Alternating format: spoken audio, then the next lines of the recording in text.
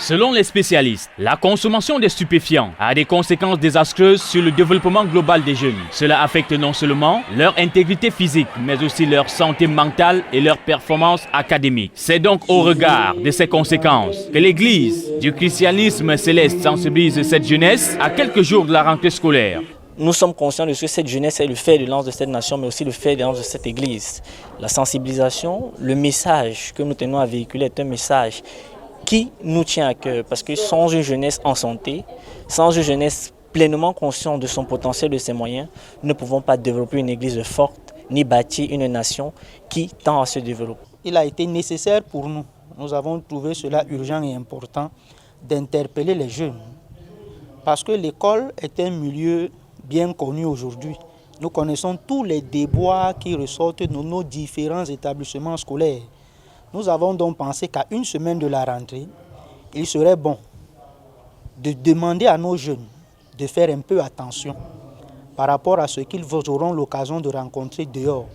Donc le thème ici à titre indicatif qui est l'impact des drogues et des MST comme frein au développement est utile pour nous parce que c'est une mise en garde pour nos jeunes par rapport à tout ce qui se fait à l'extérieur et que nous pouvons citer aujourd'hui telles que les addictions, la sexualité débridée et toutes ces autres choses-là. Un panel constitué d'un psychologue clinicien, d'un médecin généraliste, d'un chef d'entreprise et des membres du clergé a été invité à partager leur expertise au sein de cette église. Parmi les causes de la déscolarisation ou de la déperdition scolaire, nous avons la sexualité précoce qui entraîne des maladies et des grossesses et qui font que les jeunes sont souvent déscolarisés, surtout les filles. De l'autre côté, nous avons les garçons qui rentrent souvent très tôt dans les stupéfiants et avec la rencontre des drogues dures, ces jeunes-là finissent souvent par développer des troubles psychiques qui les amènent à ne plus pouvoir être véritablement efficaces à l'école. Et on a donc observé chez ces jeunes-là des échecs scolaires et le décrochage scolaire. Ce séminaire pour les jeunes arrive à point nommé et nous ne pouvons qu'encourager ces organisateurs. Ce symposium organisé par l'Église du christianisme céleste de Lorbaba a donné des armes nécessaires aux parents pour mieux encadrer leurs enfants qui vont bientôt reprendre le chemin de l'école.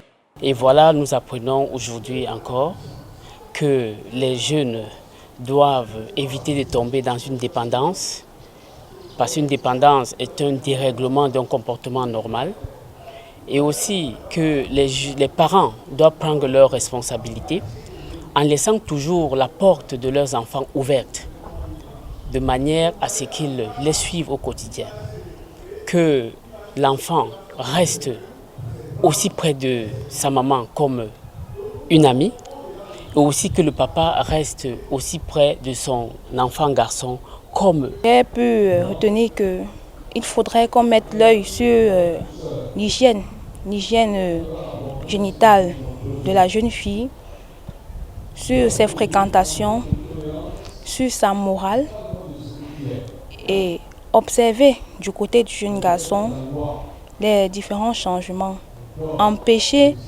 qu'il puisse arriver à l'extrême ou on peut dire comment, à l'irréparable.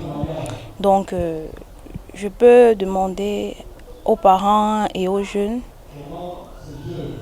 de se contenir et d'avoir surtout la parole de Dieu en esprit, parce que c'est la parole de Dieu qui permet de se libérer et de pouvoir résister aux différents fléaux, aux différentes tentations, à la corruption des mœurs mondaines. Pour mieux encadrer la jeunesse, plusieurs outils et stratégies ont été proposés. Il a été recommandé d'encourager le dialogue ouvert entre parents et enfants et d'intégrer des activités de sensibilisation